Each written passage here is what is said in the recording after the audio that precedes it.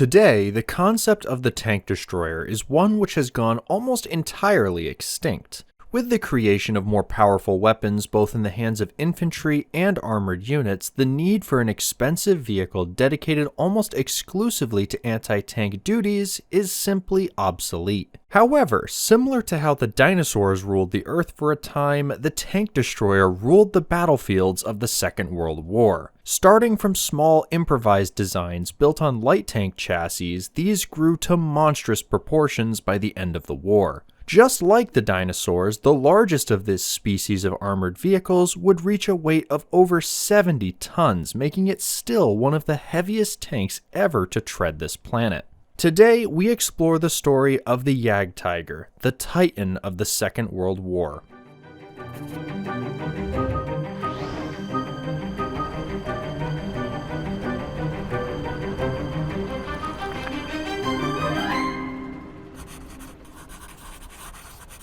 It should come as no surprise that such an imposing vehicle would also be included in the most comprehensive vehicle combat game available on PC, consoles, and your mobile device, War Thunder, who also happen to be the sponsor of today's video. War Thunder is a free-to-play game featuring over 2,500 tanks, aircraft, and ships from the early 20th century all the way up to the present day. I'm personally a huge fan of playing World War II armor, including the Jagdtiger, and seeing the devastation of the 128mm cannon recreated with incredibly detailed graphics and authentic sounds. Start playing today on your PC, Xbox, PlayStation, or your mobile device using the links in the description to join the over 70 million players and get a special starter bonus of 100,000 Silver Lions, 7 days of premium account, multiple premium vehicles, and a special decal for both new players and players who haven't played in at least 6 months across PC and console. By the way, if you want to start with a different nation than the US, you can swap the language of the page and get access to some different premium vehicles. Huge thanks to them for sponsoring. Now let's get back to our main topic.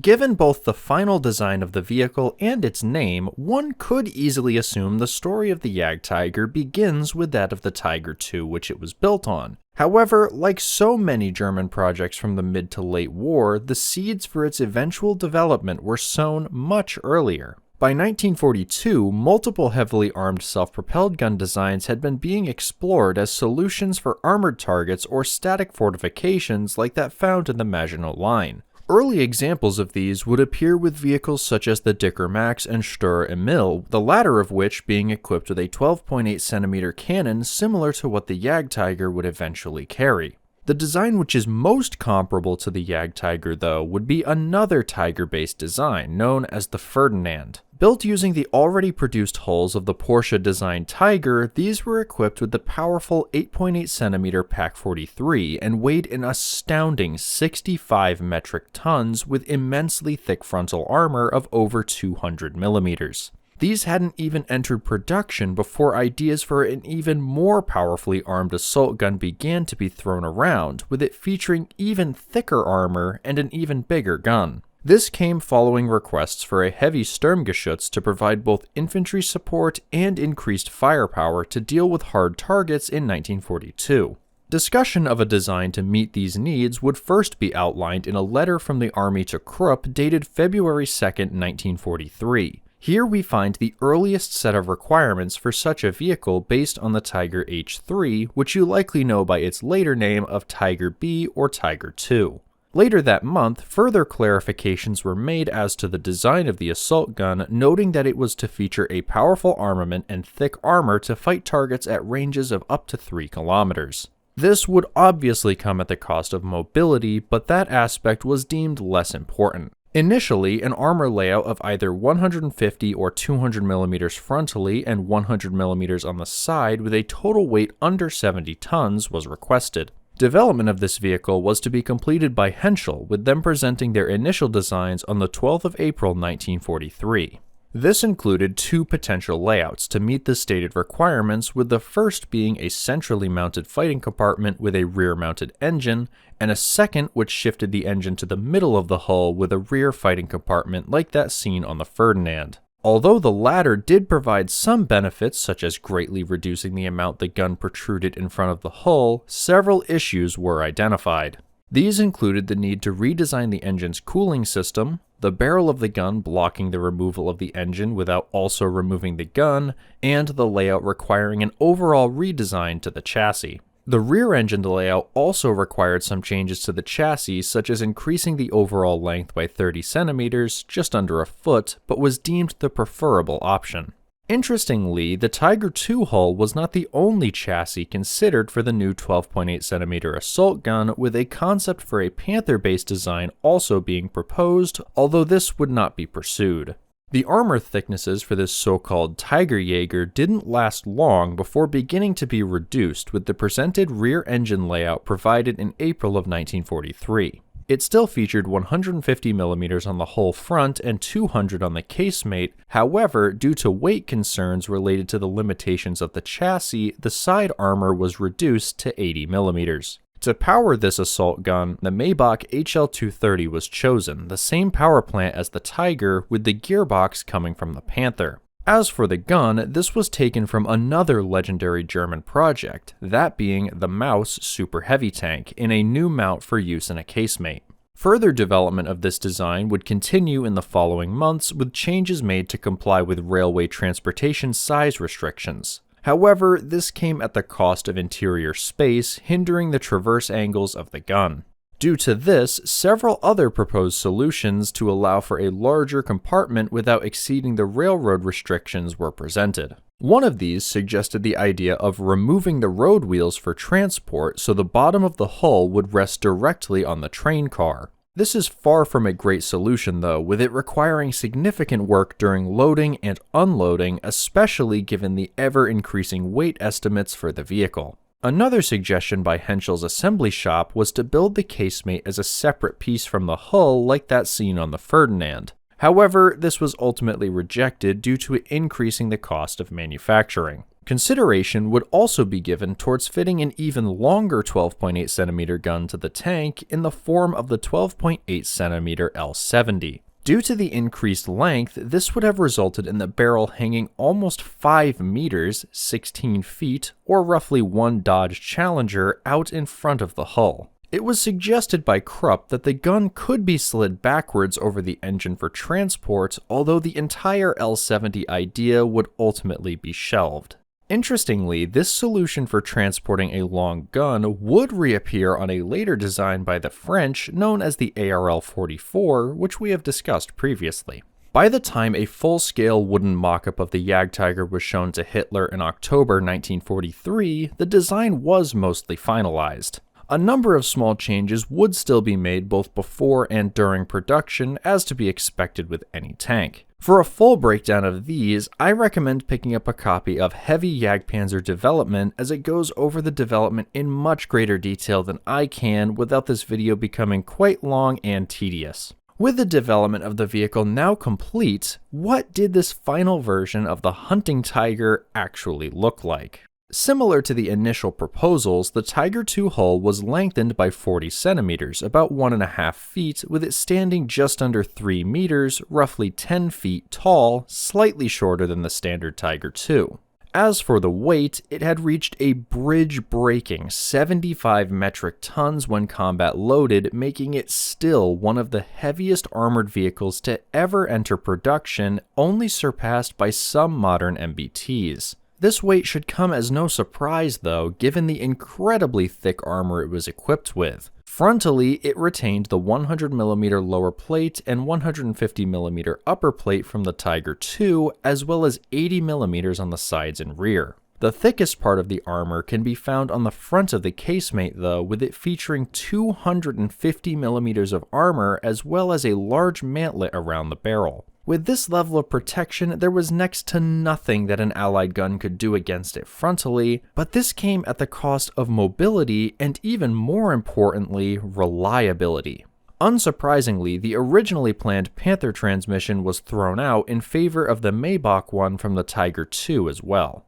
To operate this vehicle, a 6-man crew was used with a driver and machine gunner in the hull, as well as a gunner, commander, and 2 loaders in the fighting compartment. These 2 loaders would feed the 12.8cm gun using 2-piece ammunition from a supply of 40 rounds. For entering and exiting the tank, a large door on the rear of the superstructure as well as hatches on the roof of the casemate and hull were fitted. Correcting one of the biggest flaws with its predecessor, the Ferdinand, the Jagdtiger retained the hull machine gun on the hull front. These photos also show an example of one fitted with an additional machine gun on the engine deck.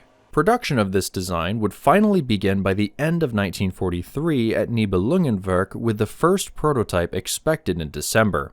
Due to delays, this would not occur, with the first two finally being finished 2 months later in February 1944. Unlike the final production model with the suspension system designed by Henschel, the first of these prototypes would instead feature one courtesy of Ferdinand Porsche and also lacked the main gun. This came following a proposal by Porsche in January for a new Tiger II running gear similar to that used on the Ferdinand. The book Tigers 1 and 2 and Their Variants gives us an excellent breakdown regarding what exactly this design offered over the Henschel running gear. The Porsche design shaved off around 220 man-hours as well as saving 404,000 Reichsmarks on tooling. Thanks to the torsion bars being mounted externally, it also would free up more space inside the vehicle. Removal of suspension components was simplified as well, with it just requiring 9 bolts to be removed and not requiring other parts to be removed or a jack. This all seems like a great solution, and indeed on paper it was, but testing would quickly reveal problems with this design. Trials of the prototype Jagdtigers with Porsche and Henschel suspension revealed that during speeds below 15 km per hour, the Porsche suspension caused a great deal of shaking. Attempts were made to fix this by fitting it with tracks designed for the Ferdinand, but in the end, the decision was made to swap future production to the Henschel design, which suffered no such problems. As production had already started, a total of 10 Jagdtiger with Porsche suspension would be built prior to the switch. This would partially contribute to production delays, with only these 10 being completed by September of 1944. Unfortunately, this would prove to be just one of many problems that would plague their production and their eventual use in combat. Other teething problems would occur as production started, such as some of the castings used for the front of the superstructure being found to be considerably out of spec. This reportedly required up to 40 millimeters, about 1.5 inches of material to be removed from them in order to fit the guns.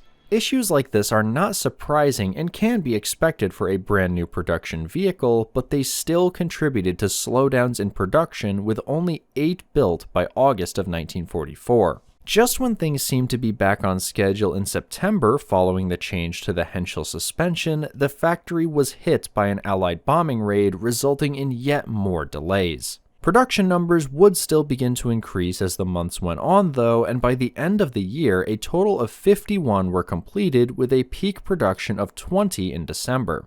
An order for a further 150 vehicles was placed in October of 1944, with initial plans to then transition the factory into Panther production. This would turn out to be short-lived, with Hitler ordering production to continue after those 150 units, with 100 of them being produced by Nibelungenwerk, followed by production continuing with the Jung firm, an interesting choice given they had yet to produce any armored vehicles. All these plans would be for nothing though, as lack of guns and further bombing raids caused yet more delays, and by the end of the war in May, only around 34 more Jagdtiger were completed. With an upper estimate of 85 built, you might assume that no variants outside of the Porsche suspension would exist for this hunting Tiger, but surprisingly, this is not the case. Due to the lack of 12.8 cm guns available, it was proposed to instead fit some Jagdtiger with 8.8 cm Pak 43s. 4 of these are said to have been built in April of 1945, however, much like the Ostwind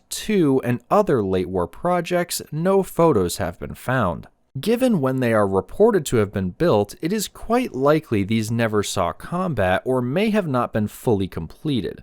It is also entirely possible that none of these were built and it remained just a proposal to increase production. A flamethrowing variant would also be proposed, with Hitler reportedly in favor of it. No further development seems to have occurred from this though. While they aren't true variants, at least one Jagdtiger hull is said to have been used for testing of various engines. The first of these you've likely heard about before, with that being the SLA-16 diesel engine. Evidence points to one Jagdtiger being fitted with this engine, which was under development for potential use in tanks. It is possible that this was done using a standard King Tiger, but Soviet sources, including this photo, claims a Jagdtiger fitted with the engine was captured. Unfortunately, the framing of the photo makes it impossible to tell which vehicle was used.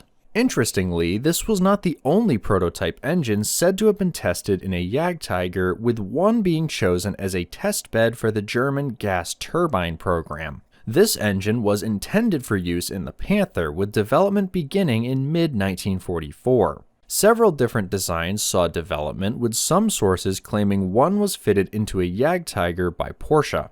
However, other sources indicate that work had not yet reached the prototype stage and none were built for testing by the end of the war. Given that the Jagdtiger available for Porsche was likely the same which may have been used for the testing of the SLA-16, which the Soviets captured with the engine still installed, this would indicate that no turbines were ever fitted. Regardless of whether any of these variants were built or not, the Jagdtiger would manage to reach combat before the end of the war. However, its combat debut would end up seeing just as many delays and problems as the development and production had. Training on the new vehicles would begin around September of 1944, with driving and gunnery practice occurring in the following months.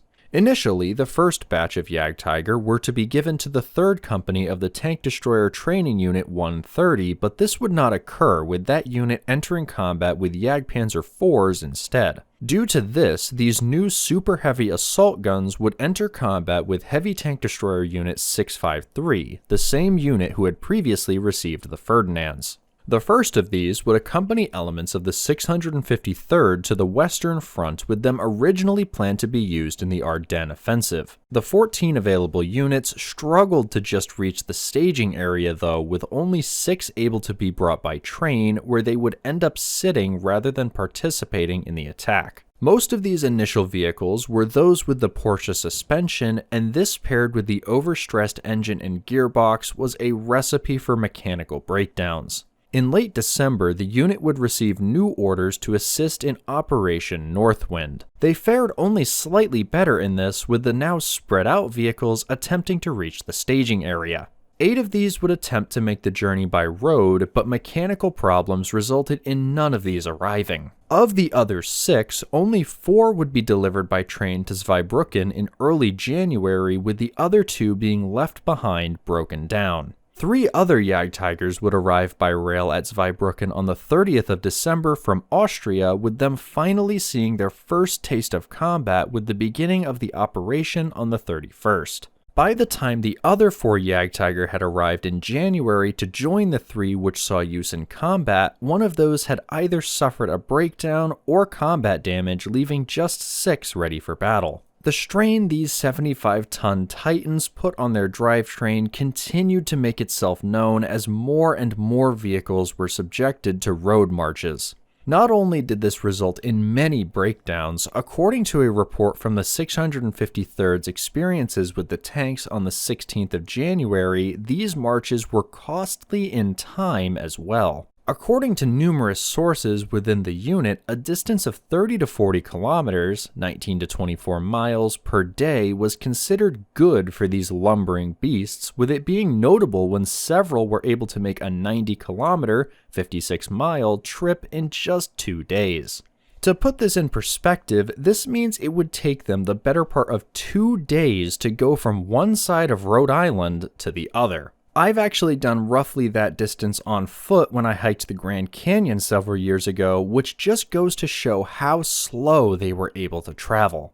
As for the breakdowns, these were a frequent occurrence, with it being discovered that many had metal shavings in their oil filters after traveling around 200 kilometers, leading the Germans to suspect potential sabotage by foreign workers. If that wasn't already bad enough, a lack of parts for these vehicles led to extended wait times to put them back into operation following breakdowns. More Jagdtiger would slowly reach the front lines in the following months, with them serving almost exclusively on the Western Front under the 653rd and 512th Heavy Tank Destroyer units. Performance in combat seems to be as good as can be expected for a vehicle suffering from all these problems. The 12.8cm made short work of any target it engaged, with one account even mentioning a Sherman being knocked out by being set on fire by high explosive shells. While frontally these tanks were all but unkillable, that made little difference to the Allied air attacks or shots into the still vulnerable sides of these lumbering beasts. This is essentially what the entire combat record of the Jagdtiger reveals though, with many being destroyed by enemy fire or scuttled by their own crews.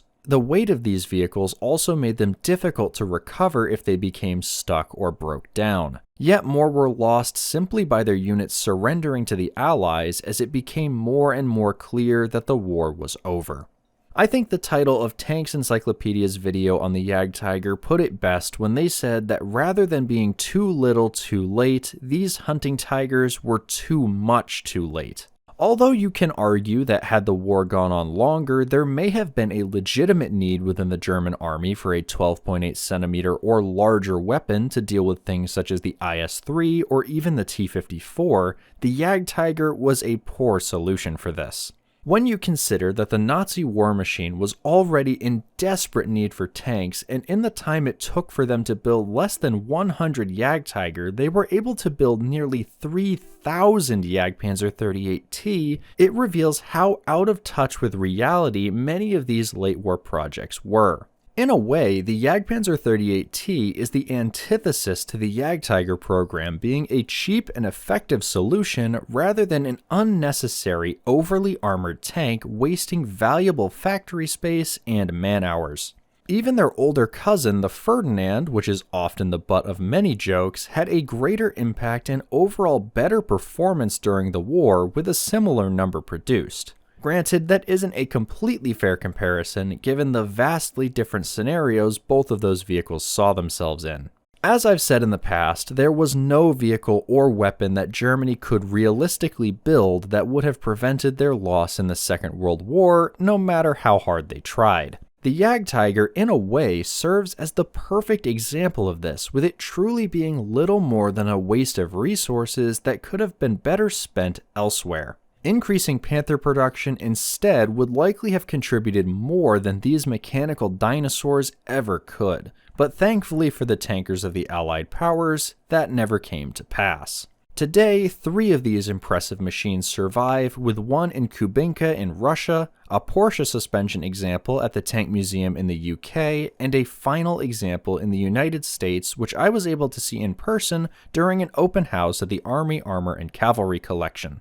So what do you think of the Jagdtiger? Was it a necessary evolution of the tank destroyer or an overweight waste of resources? Let me know in the comments, and be sure to check out War Thunder using the links below for your PC, Xbox, PlayStation, or mobile device. New and returning players who haven't played in 6 months will get that huge starter bonus across PC, Xbox, and PlayStation I mentioned earlier. Huge thanks to them for supporting my content. Thanks as well to all of my ConelyFans who help further support my channel through their generous contributions. If you liked this video, be sure to drop a like on it and share it to help more people learn about the stories behind these iconic tanks. If you enjoyed this one, I'd recommend checking out my previous video on the Ferdinand or whichever of my other videos YouTube thinks you'll enjoy. Thanks as always for watching, and I hope to see you back again on another one of my videos.